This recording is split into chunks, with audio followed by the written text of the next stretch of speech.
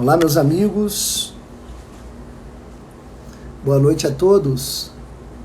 Boa noite ao Matheus, Homero, Fiorito, Vitor Antunes, Luísa Jordão. Sejam todos bem-vindos. Só estou aqui posicionando a câmera. Vocês estão me escutando bem? A imagem está boa? Puderem sinalizar. Boa noite, meu amigo.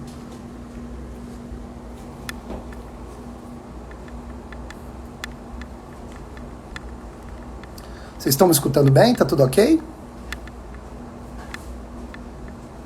Ah, que ótimo. Esperando só o nosso convidado entrar, né? Dr. Rômulo, pra gente iniciar esse bate-papo, ok? Deixa eu ver se eu consigo fixar aqui o tema da nossa live.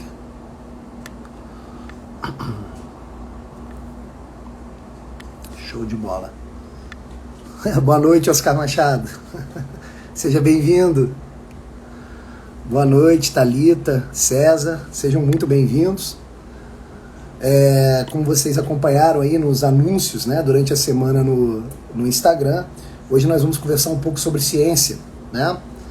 Esse tema aí que de alguma forma está na moda, né, já há algum tempo, e que, obviamente, com a mídia inteira falando em ciência, esse tema ele se diz necessário e urgente, né? Então é necessário a gente ter clareza, né, sobre o que significa ciência, quais são as suas implicações, né?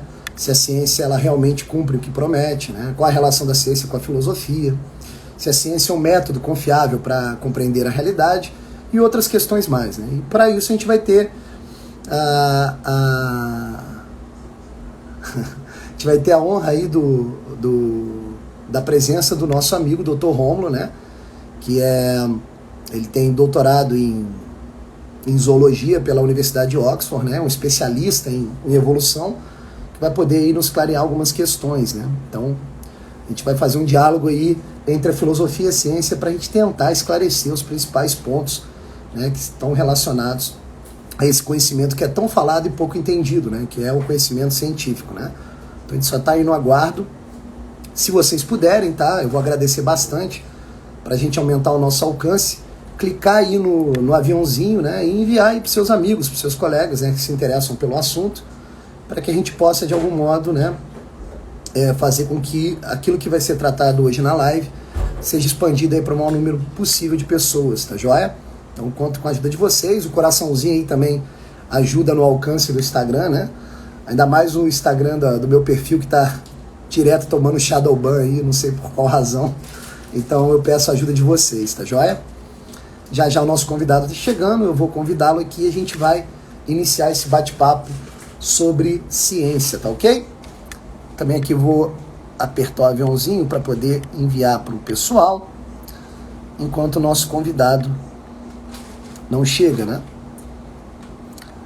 Sejam muito bem-vindos. Eu quero que vocês tenham a tranquilidade de participarem também da live, de fazerem perguntas, tá? Esse tema ele é muito importante, é necessário a gente ter clareza, né, sobre já ser enganado, né, por aquilo que a mídia diz, por aquilo que nos dizem sobre o que é ciência, quando de fato a gente se afasta, né, do conhecimento mais adequado e mais verdadeiro, mais próximo da verdade, podemos dizer assim, tá joia? Nosso amigo ainda não chegou, tá? Vou ver se eu acho ele aqui Só um segundinho.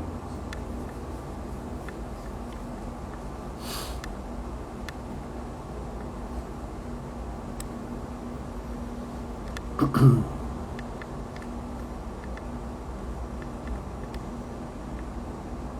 esperar ele chegar para iniciarmos o nosso bate-papo.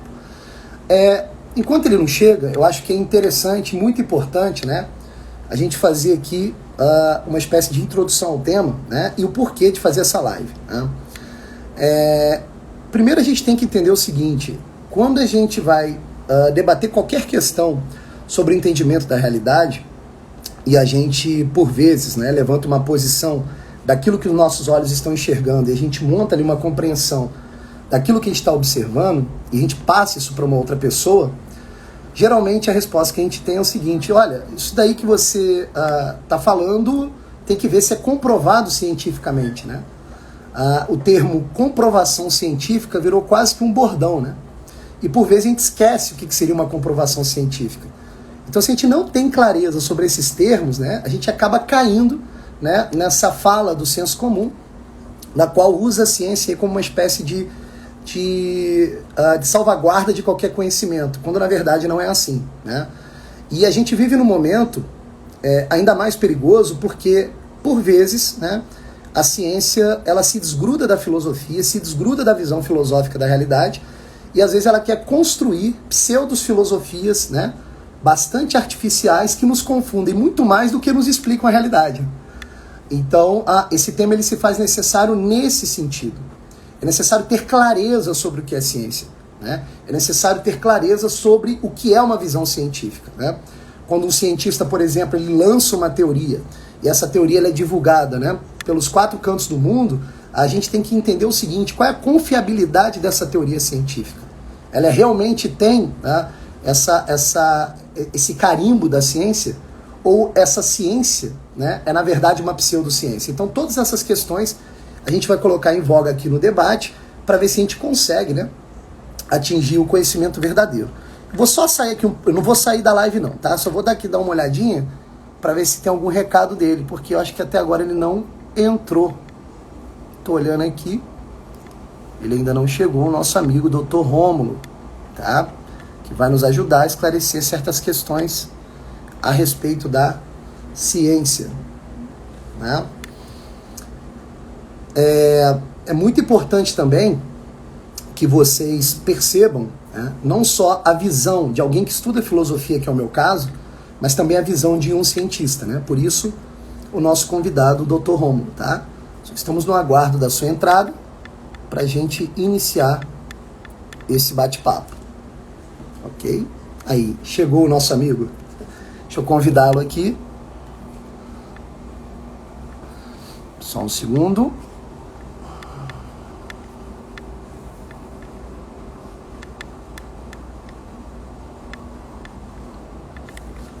Tinha um convite feito.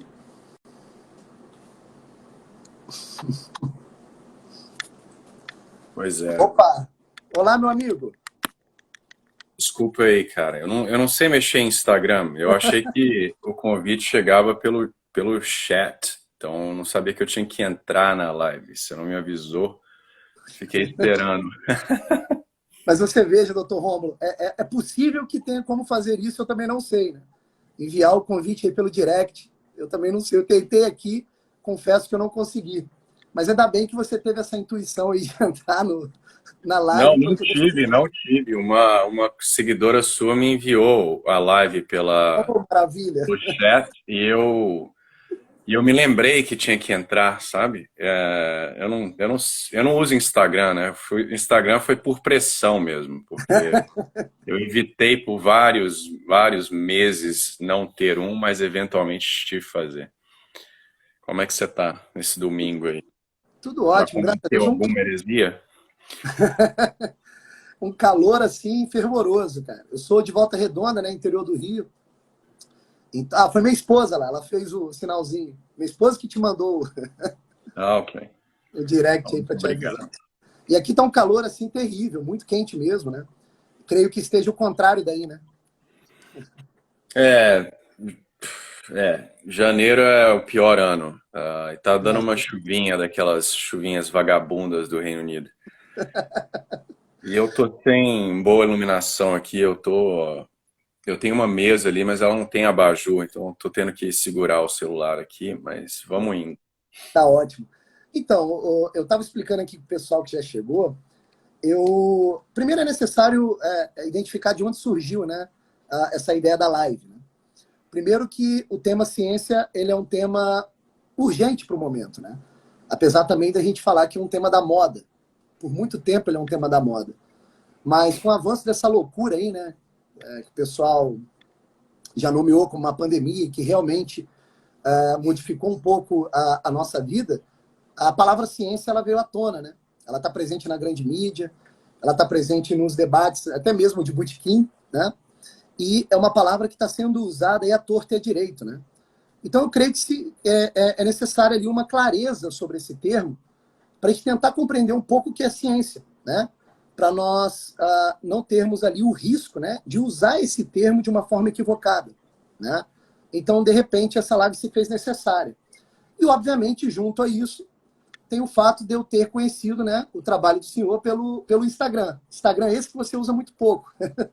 No entanto, eu consegui ter o acesso lá às suas aulas, né, algumas falas suas no YouTube, né, e me interessou bastante, porque a gente tem uma cosmovisão parecida, né? Me parece que o senhor também tem a percepção de que existe uma chave científica para compreender a realidade, e essa chave não está na própria ciência moderna, né? Ela está para fora da ciência moderna, que é uma chave mais tradicional, mais trazida da filosofia. Então, achei interessante esse diálogo, visto que eu trabalho com filosofia há alguns anos, né?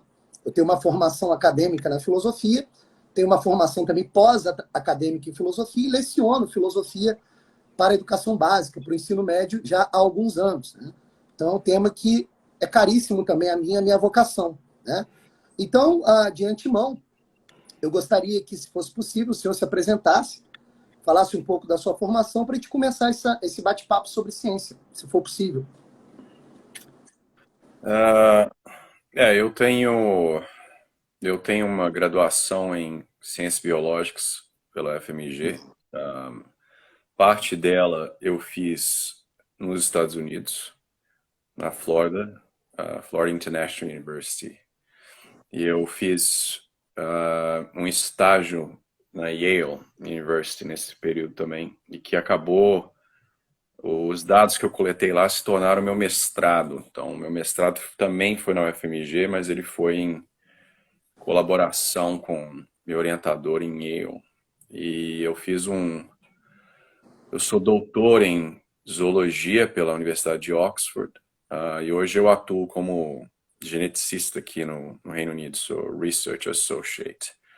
Então, basicamente, minha carreira é na ciência, né? Mas a minha reversão ao catolicismo, ela em grande parte foi motivada por um estudo Obviamente que, vamos deixar isso claro, quem converte é o Espírito Santo, né? Ponto. Mas uma das ferramentas que ele se utilizou foi a filosofia clássica, né? Aristóteles, São Tomás de Aquino. Então, aquilo foi importantíssimo para o processo de conversão.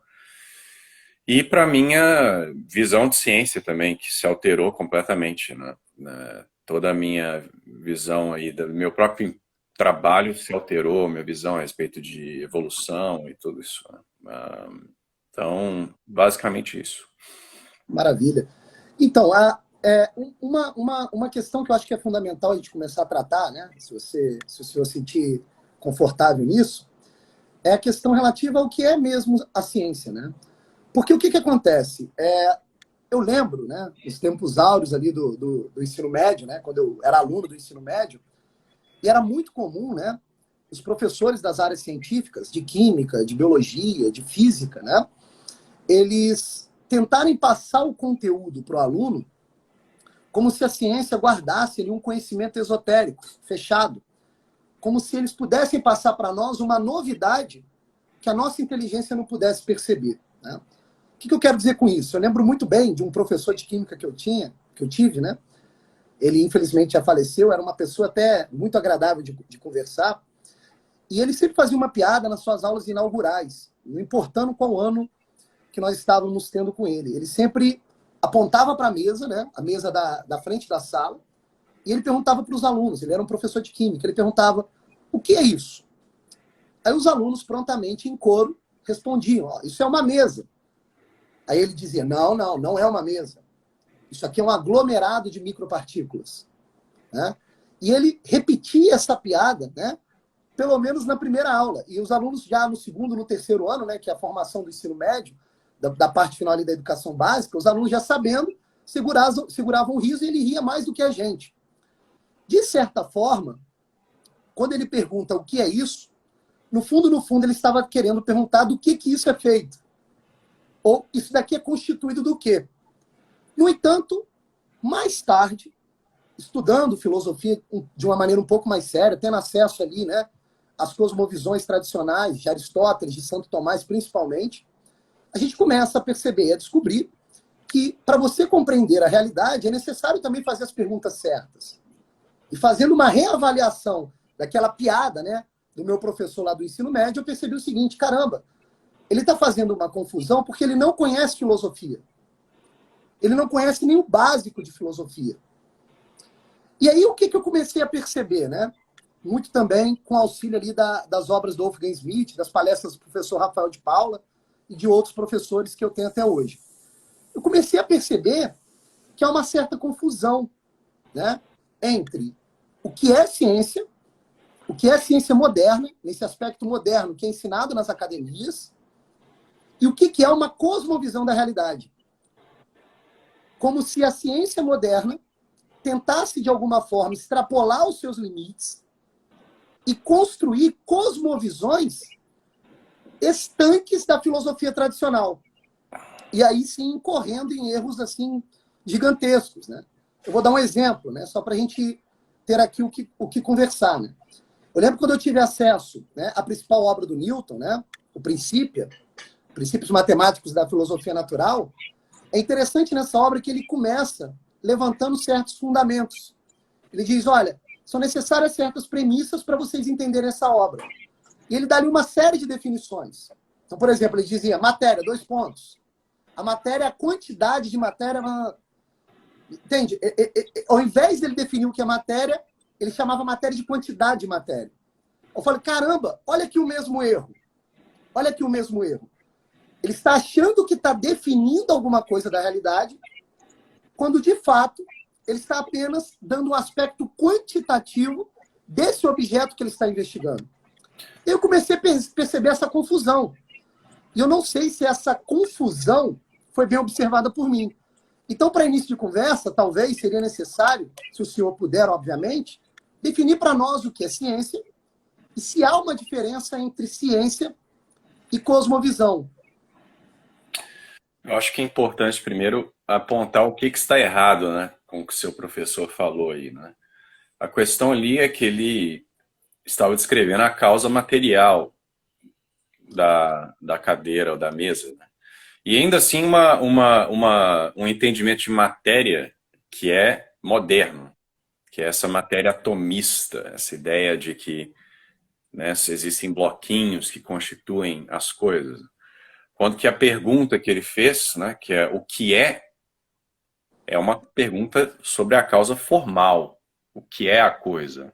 Que é a definição, a essência da coisa, você expressa pela definição.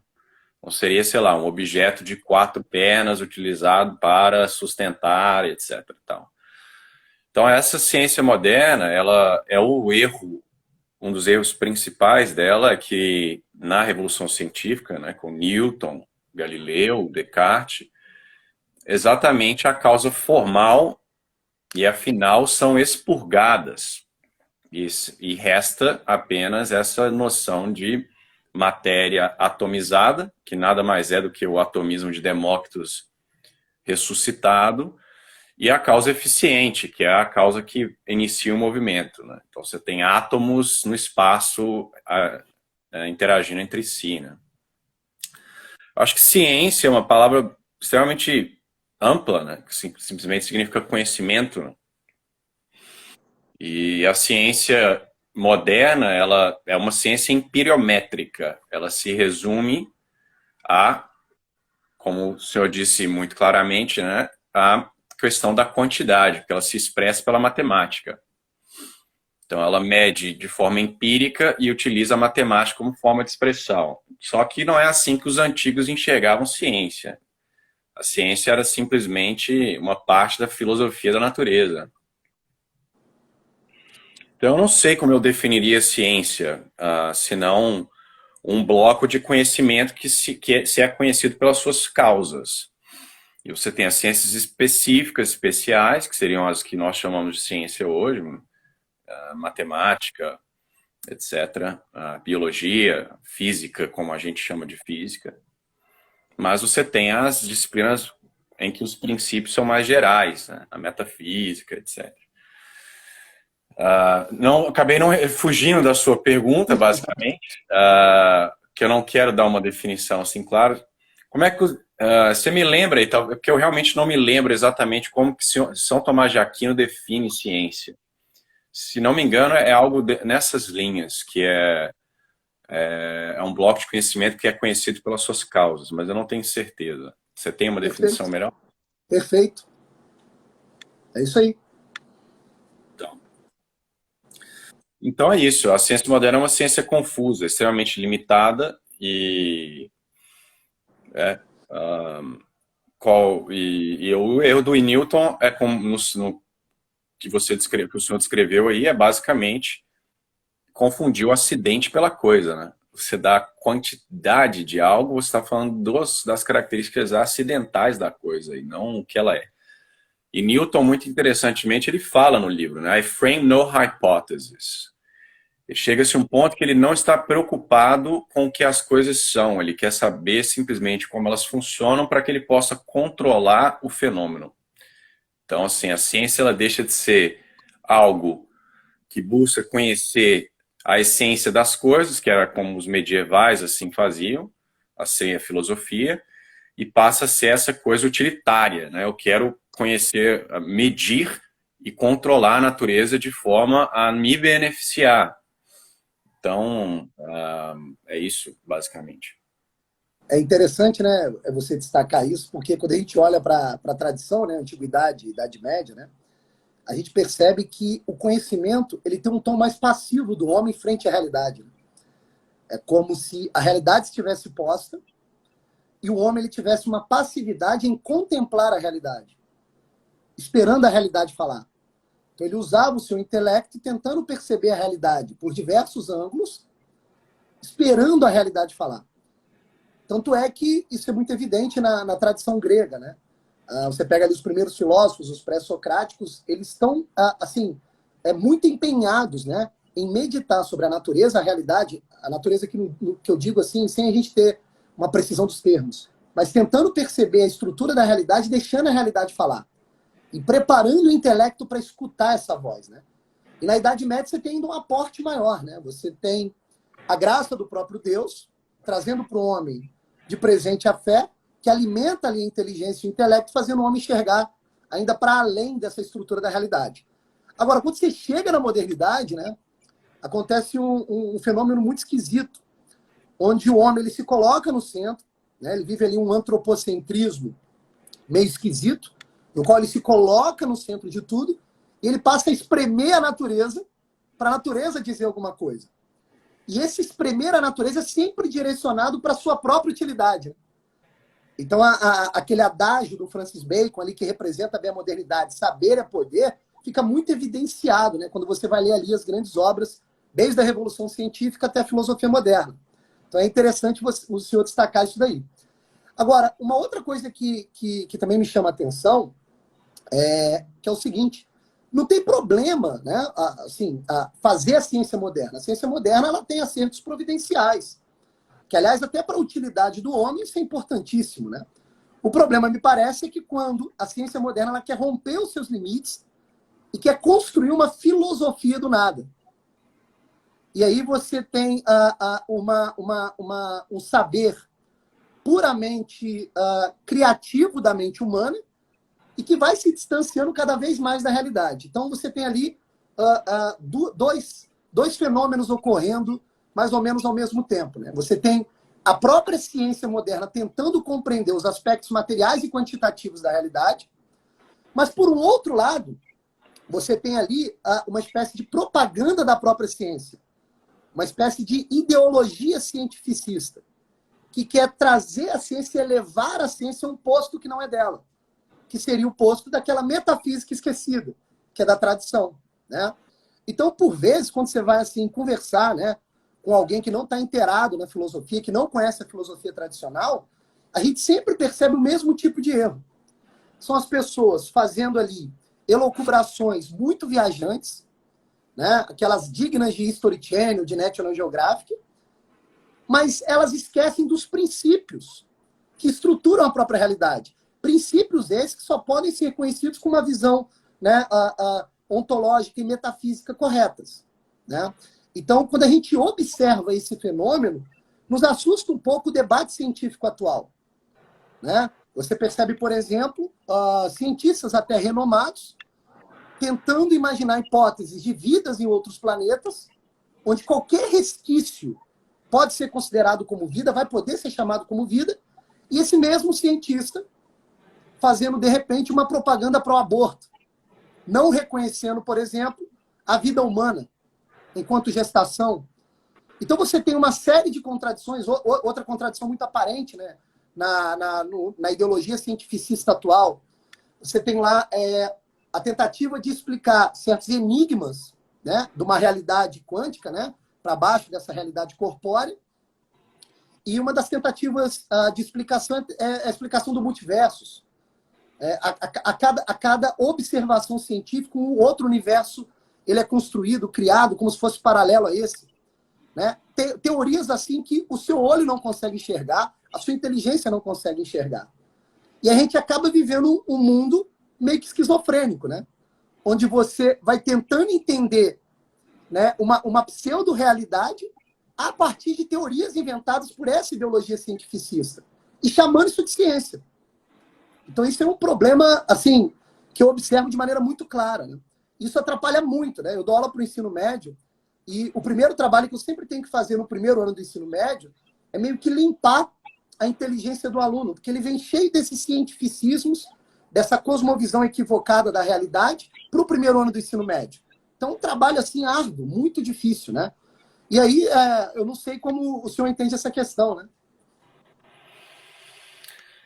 Ah, o problema, de novo, o problema começa lá na Revolução Científica, com esse abandono de Aristóteles e essa confusão que se gera, principalmente com Descartes.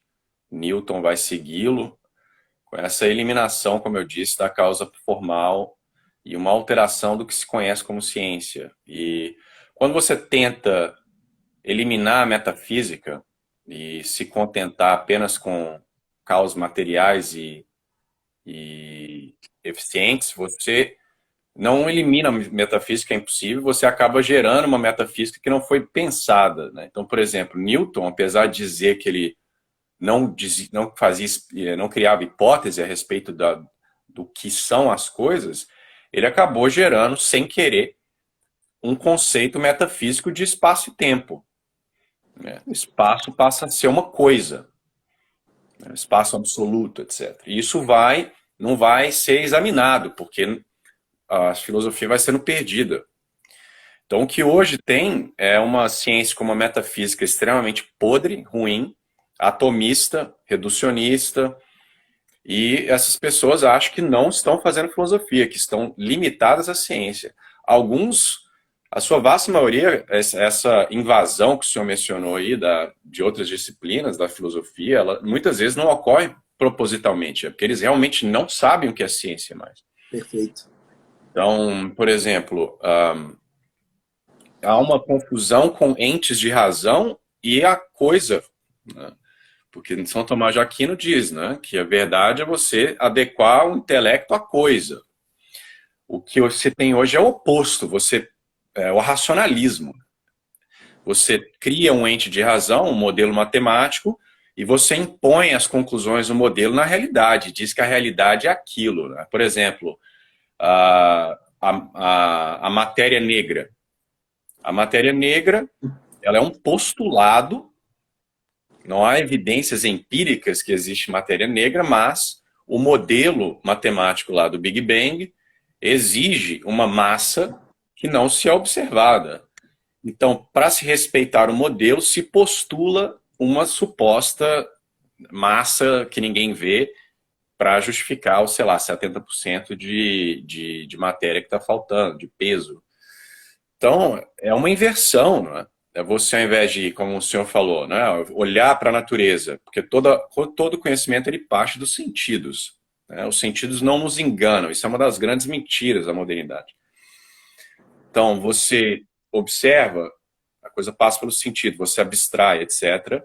O que se faz hoje é o oposto, você começa daqui, que é o erro de Descartes. Você começa aí com suas teorias, seus modelos, e você impõe essas coisas aí na realidade. Você faz uma afirmação ontológica a partir de um ente de razão. E gera essa loucura aí de multiverso. Muitas explicações da física quântica são completamente insanas. Isso não quer dizer que eles não estão capturando algo real ali da natureza quando eles tentam descrever com seus modelos, mas eles levam seus modelos muito a sério, vamos colocar dessa forma. E acabam falando idiotices, né? Então É quase uma idolatria, né? Idolatria é o próprio método. é. Ser cientista atualmente é muito difícil, né? Imagino. Os cientistas estão perdidos, extremamente perdidos. Imagino. Mas há sinais de esperança, por exemplo, Aristóteles está renascendo na filosofia e começando ligeiramente a entrar na biologia. Então, há sinais de o pessoal está percebendo que pelo menos o reducionismo materialista, ele não funciona, pelo menos na biologia, principalmente. Perfeito. E é engraçado, né? Você tem algumas chaves, né? Que nos explicam o porquê que houve essa decadência, né, daquilo que a gente compreendia de ciência. Porque até ali o final da Idade Média, a ciência ela era aportada a uma cosmovisão vinda, né, ou da tradição religiosa ou da própria filosofia. E depois houve uma espécie de rompimento, né? Também é um fenômeno interessante que ocorre na modernidade. As ciências elas vão virando particulares e passam a querer conquistar uma autonomia no pior sentido do termo, no qual elas vão se desgarrando, né, da cosmovisão trazida pela filosofia e pela tradição religiosa. Né? E elas começam a criar essas coisas. Né? É interessante você falar isso, né? Dá para imaginar a ciência, né? Esse cientificismo moderno, melhor dizendo, como uma criação de certas peneiras, né? Nas quais o cientista passa pela realidade e todo o resto que não passa pela peneira ele desconsidera. Né? Então, na verdade, às vezes ele está falando de alguns aspectos da realidade no qual eles querem colocar num degrau acima, como se estivesse explicando a realidade por inteiro. E é justamente nesse momento que vira um cientificismo, que vira uma ideologia nesse sentido. Né? Eu acho que isso me parece claro. Uma analogia para isso que o senhor acabou de falar, que eu adoro, eu acho muito boa, é o bêbado procurando a chave do carro que ele perdeu debaixo da luz do poste. Exato. Aí perguntam, por que você não procura lá perto do carro? Porque está escuro. Então ele procura onde a luz bate só, né? Então ele ignora tudo que está fora ali da luz do poste. Então a ciência moderna é assim. Se o método empirométrico não consegue capturar, logo não existe. Né? Então essa idiotice aí que se vê. Quando a gente tem aquela experiência, né, bem comum de você caminhar num campo escuro, você tem medo, né? E o que quando você tem medo caminhando no escuro, por que você tem tanto medo do escuro? Porque você começa a criar monstros na cabeça, né? O iluminismo é um negócio mais ou menos assim, né? Que você acredita que a razão é iluminada e essa razão ela cria um feixe de luz, o que está fora do feixe de luz é considerado trevas, né? Que, aliás, eu acho que é por isso que vem aquele apelido maldito aí da Idade Média, né? Da Era das Trevas, etc. Né? Isso é bem evidente também. Agora, você citou um negócio interessante, né? Da obra do Newton, né? Que é a questão do espaço absoluto. Né? Eu tenho uma recordação aqui de conversar com uma pessoa da escola na qual eu trabalho sobre a questão do espaço absoluto, é muito interessante. E ele falando, não, como assim? Você duvida do espaço absoluto e tal, não sei o quê. Aí eu comecei a brincar com ele, assim, conversando mesmo. Aí eu falei, cara, mas olha só, se você tirar todas as coisas da realidade, o que sobra? Ele falou, sobra o espaço. Mas peraí, o que é o espaço? E ele não soube explicar. Então você vê que existe até mesmo aquele exercício filosófico dialético lá trazido por Sócrates, que na medida que você vai levantando certas perguntas, apelando à própria realidade, ou seja, tentando adequar o intelecto à coisa, como você bem disse pelas palavras de Santo Tomás, você percebe que a pessoa não consegue explicar. Há um balbucio, há uma gagueira, né? Isso é muito interessante. E isso é muito sério também, né? Porque essa gagueira já é um sinal de falta de compreensão da realidade e, ao mesmo tempo, a pessoa se posiciona no posto do qual ela é um sábio. Ela faz parte de uma cátedra, né? E talvez, se a gente tatear essa questão, a gente começa a achar os reais problemas da educação. Né? Isso é muito sério. Então, como nós perdemos a visão do que seria realmente ciência e caímos nesse cientificismo, uma espécie de ideologia, né, científica na qual a ciência vai vir para solucionar todos os problemas, não interessando se a cosmovisão está correta ou errada, quando a gente cai nesse erro, a gente começa a atrapalhar o próprio processo do conhecimento. Né? Então a gente deixa de olhar com o coração, deixa de olhar com a visão, deixa de olhar com a inteligência e passa a acreditar em certos esquemas que até tem uma lógica, tem uma estrutura lógica, mas que não trazem a verdade, né? Não adequam o intelecto à coisa. Né? E se fôssemos elencar, não sei se o senhor concorda comigo, se fôssemos elencar algumas cosmovisões desenvolvidas ali a partir do Renascimento e modernidade que atrapalharam, né, esse processo educacional e que nos assolam até hoje, a gente poderia destacar alguns, né? Como, por exemplo, o newtoniano, que já citamos, né? E os anteriores a Newton, né? Talvez ali do Galileu e antes ainda dele do Nicolau Copérnico, né? Se a gente juntar essas três visões, mais com a visão darwinista, né, que já é mais a sua área, e a visão cartesiana, que é mais a minha área, a gente constrói ali um quadro de pretensões de cosmovisões, ou seja, de visões de mundo que extrapolam os próprios limites da ciência que essas pessoas tentaram fundar, ou fundaram, na verdade, porque são ciências muito eficazes de um certo ponto de vista, mas que quando tentam fazer filosofia, a coisa fica meio embananada. Né? Então, se fosse possível, só se fosse possível, o senhor poderia explicar para nós alguma dessas cosmovisões, talvez você, se você pudesse escolher a darwinista, que talvez é a questão mais debatida, né, e que causa mais confusão, se o senhor pudesse explicar um pouquinho para nós, né, o que seria, né, a teoria da evolução dentro da tese do Darwin, que é uma espécie de crença, né, que está muito presente, né, na cabeça das pessoas. Se pudesse falar alguma coisa a respeito, eu agradeceria. Posso te falar em uma frase só. Darwinismo é Epicurus 2.0. É isso. É Lucrécius com aparência de ciência, né? Basicamente, as pessoas, é o que eu falo para as pessoas várias vezes. Primeiro, antes de eu falar sobre isso, eu queria fazer um comentário de uma coisa que você falou aí, Roberto, que é a questão do elitismo. Boa.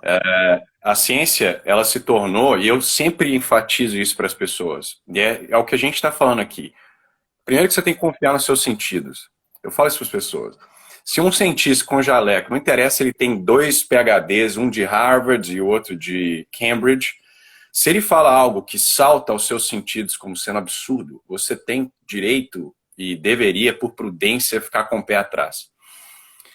E esse elitismo da ciência que nós estamos mencionando, ele começa também na Revolução Científica. Galileu fala disso, que só os iluminados, o pessoal que sabe matemática, que deveria fazer ciência, deveria ter acesso.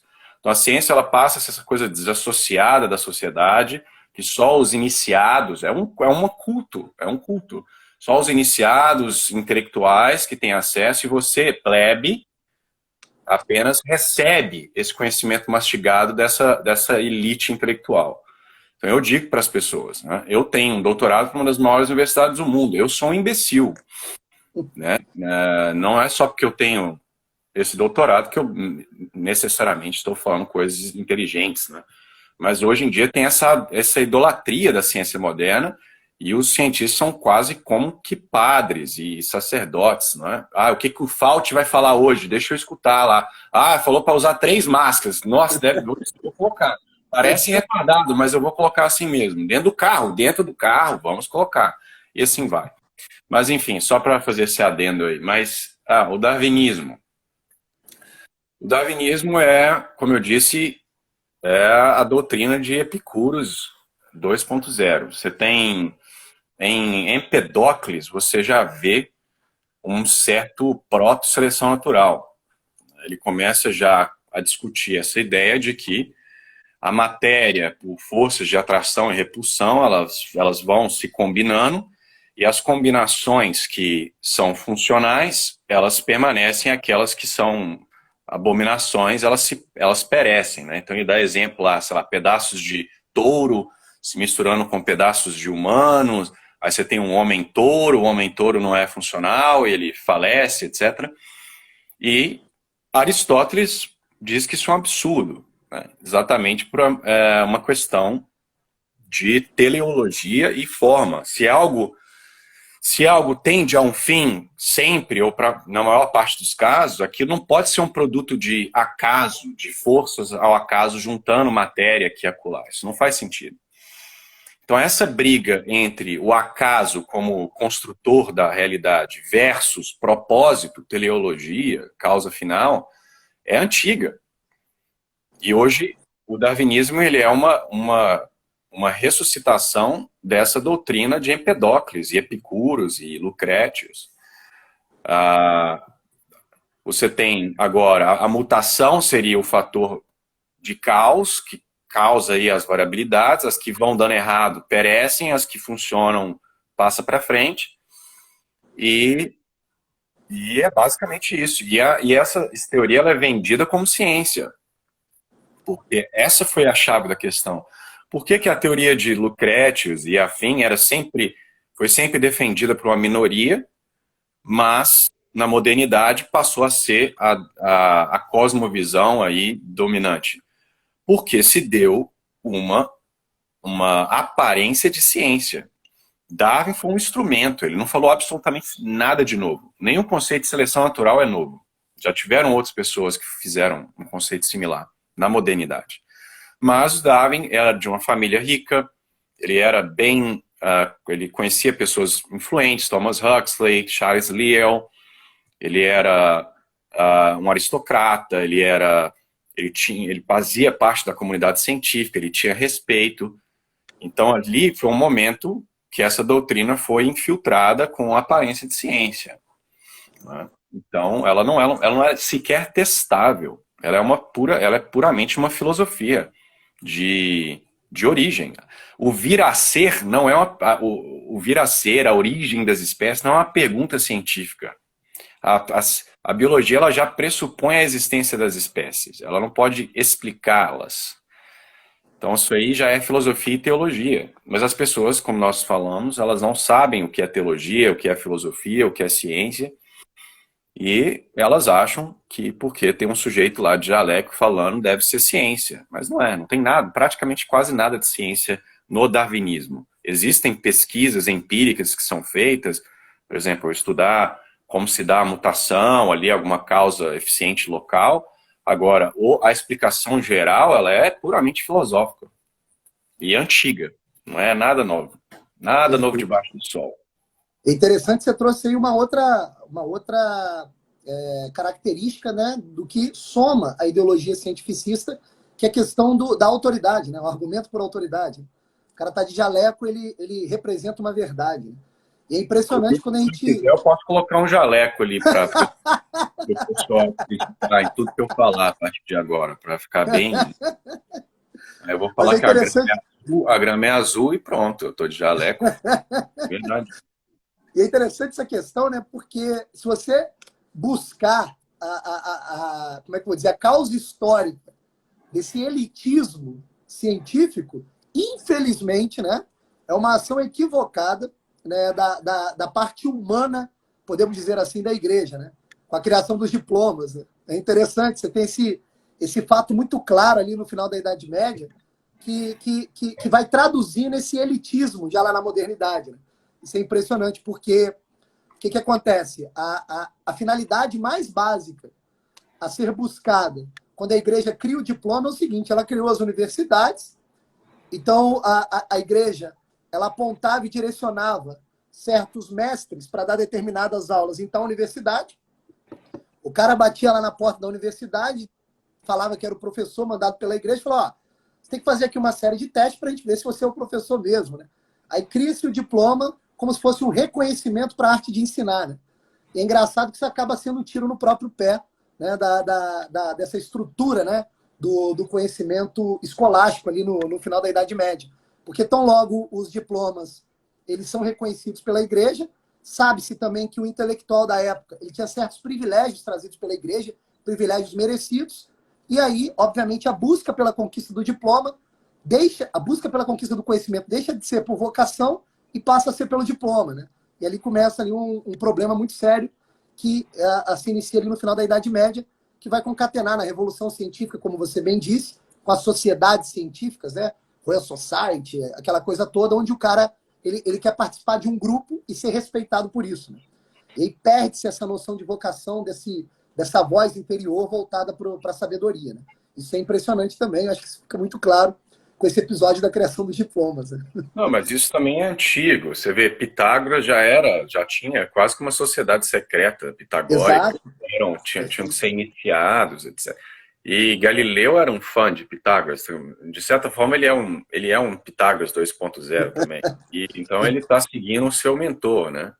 Com essa ideia de somente os iniciados na matemática podem fazer ciência, etc. E veja aí a loucura. Eu falo para as pessoas, eu acho que se for tirar, acho que um trabalhador do campo, ele tem mais noção da realidade do que um astrônomo de Harvard hoje em dia. Muito mais. Ele está muito mais...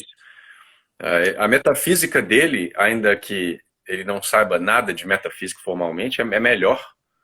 E eu falo para as pessoas, se eu fosse um fazendeiro, ou melhor, se eu tivesse começando iniciasse uma fazenda e quisesse conselhos de como criar, sei lá, milho, o que quer que seja, eu confiaria muito mais na opinião de um fazendeiro, de uma família de fazendeiros que tem experiência com a coisa real, do que com os modelos matemáticos lá de um geneticista que nunca foi num campo de milho na vida.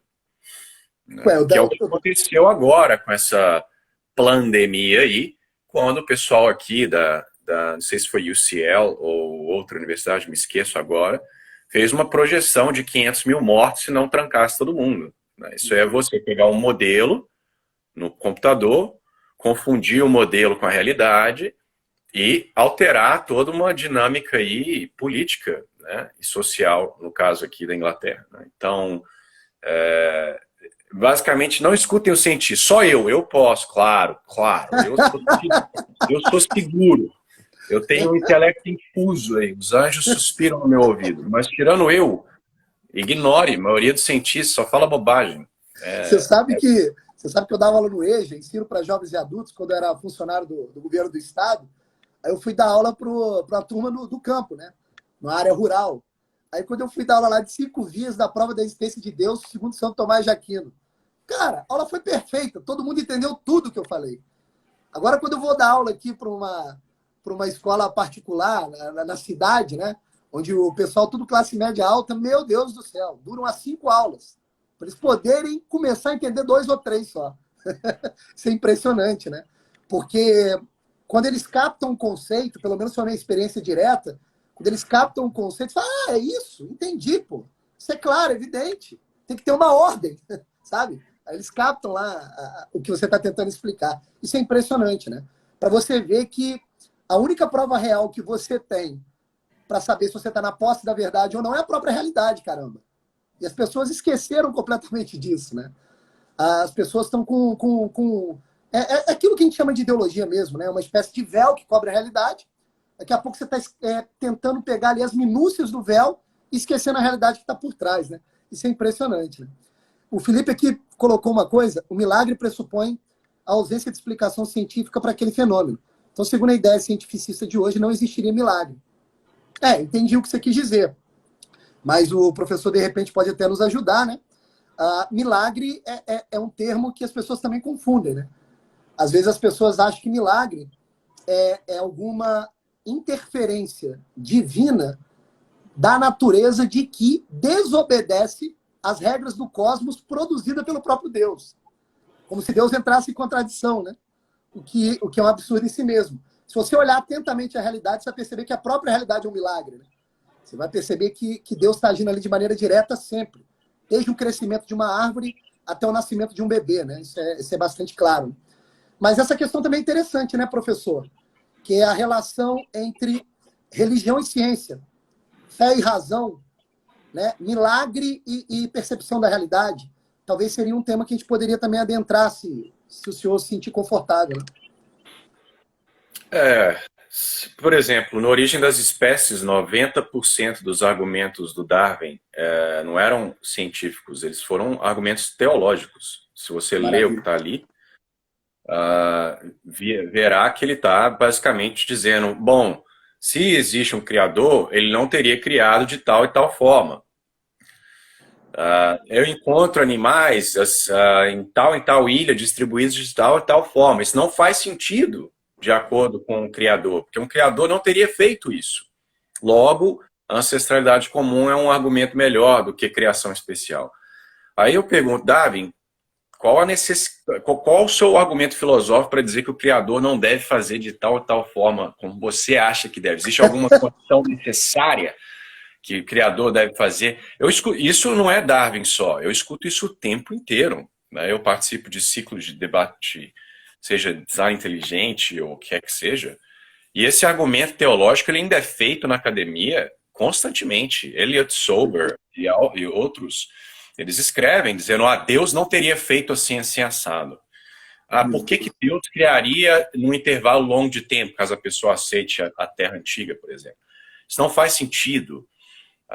E eles nunca demonstram por que não faz sentido. É porque eles têm uma visão de Deus teológica, que eles acham que tal e tal coisa não poderia ocorrer, e assim, portanto, postulam.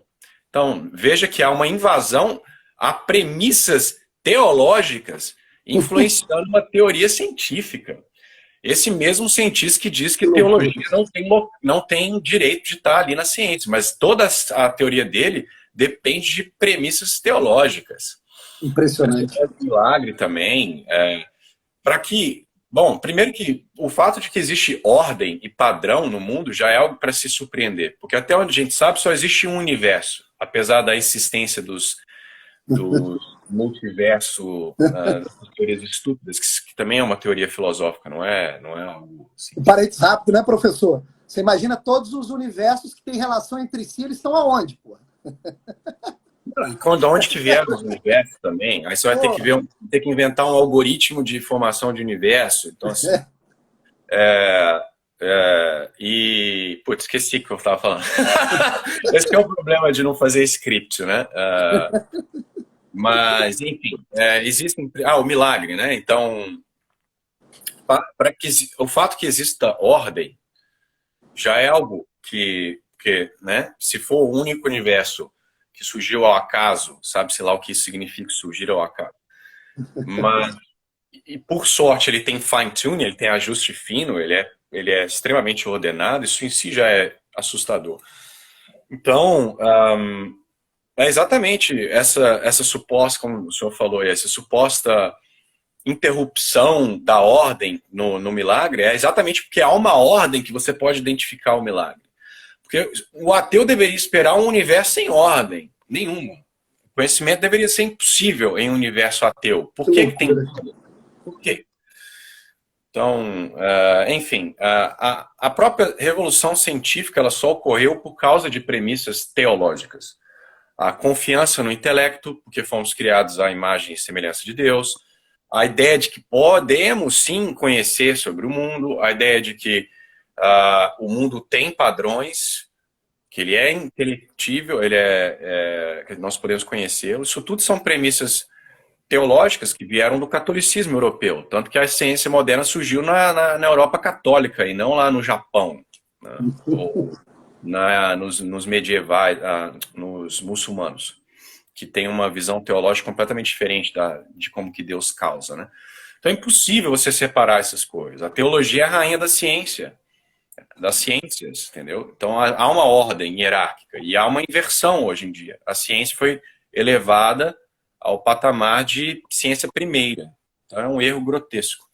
Você imagina a sustentação argumentativa de um ateu ao dizer o seguinte, olha, eu estou observando o universo e ele aparentemente tem ordem. Só que essa ordem veio do acaso. Não tem uma causa eficiente e inteligente que colocou ordem no universo. Então ele veio do acaso. Então você veja o grau de crença de um ateu, né? Ele vai ter que acreditar que a ordem permanece até hoje com um conjunto infinito de acasos que contribuem nesse momento do agora. A tal ponto de eu plantar uma semente de um determinado fruto e nascer o mesmo fruto sempre. É como se fosse um acaso contribuindo para essa ordem acontecer até hoje, de maneira atualizada sempre, o que é um absurdo. Necessita de uma crença muito maluca. Pera lá, Roberto. Pera lá. Você está esquecendo do tempo, cara. Se Do der tempo, bom. tempo ao acaso, ele faz qualquer coisa. O tempo é o Inclusive, Deus, né? tem 4 semanas que eu estou esperando minhas roupas ficarem arrumadas ali, estou esperando, uma hora vai. Se as Como é que causas você. ao acaso coincidirem de forma a me ajudar, entendeu? Quando bater um ventinho ao acaso ali, vai, eu estou esperando. Está acumulando muita roupa, já estão até inclusive fedendo, porque por algumas vezes elas não se lavam sozinhas. Achei que fazia, mas enfim. É interessante, né? É uma substancialização do tempo e do espaço, é muito impressionante isso. Não, toda a doutrina evolucionista é baseada nisso, cara. Meu É Deus do isso. céu. É o acaso da mutação, dado tempo suficiente, vai gerar telos. É uma inversão. A causa final, ela é a última no tempo, mas ela é a primeira no ser. Ela é a causa das causas. Não tem como a natureza sozinha gerar novos fins, novas causas finais, novos telos. Então, como que um processo cego vai gerar algo com propósito? Isso é completamente lunático. E hoje é aceito em todas as universidades grandes. É um negócio muito estranho. Isso é impressionante. Que ponto chegamos, né? E um outro fator também, né? Assim, que a gente pode, para não ficar também muito extenso aqui a nossa live, a gente caminhar para o final, que eu acho que é um ponto interessante que a gente pode tocar, que é a questão da vida, né? Que é o objeto principal de estudo da biologia, por exemplo, né? E também da filosofia, de todas as ciências, de certo modo, né? A gente sabe que pela tradição filosófica, a vida ela é reconhecida como a característica do ser que realiza o movimento por ele mesmo. Movimento aqui no sentido de qualquer transformação, né? Por exemplo, uma pedra, ela realiza movimento, só que o movimento externo, transeunte. Um outro ser, um outro ente ocasiona movimento nela. Portanto, você diz, olha, a pedra não tem vida. Agora, quando você vê um vegetal, né, que assimila, né, Ih, já vai bater aqui, cara. Apareceu o cronômetro para mim. Infelizmente. Que pena. Tá batendo aqui já um minuto para terminar a live. Não sabia que tinha limite, não. Pois não tinha limite para mim. Só que depois fui tomando aí uns shadow bans do Instagram, ele começou a colocar limite. Olha lá, 1,38, 1,37 está na contagem regressiva. Mas só para a gente tentar, não vai dar tempo, né? É uma pena. É melhor o senhor dar um fechamento, talvez a gente marque, né, uma segunda live para a gente tratar a vida, que eu acho que é um assunto interessante. Se você quiser fazer um fechamento, eu queria agradecer a sua presença, viu, professor? Peço aí ao pessoal que está presente na live, siga lá o Instagram do professor, busque o material dele no YouTube, que é muito interessante. Se você quiser fazer um fechamento, uma despedida. Confie na ciência.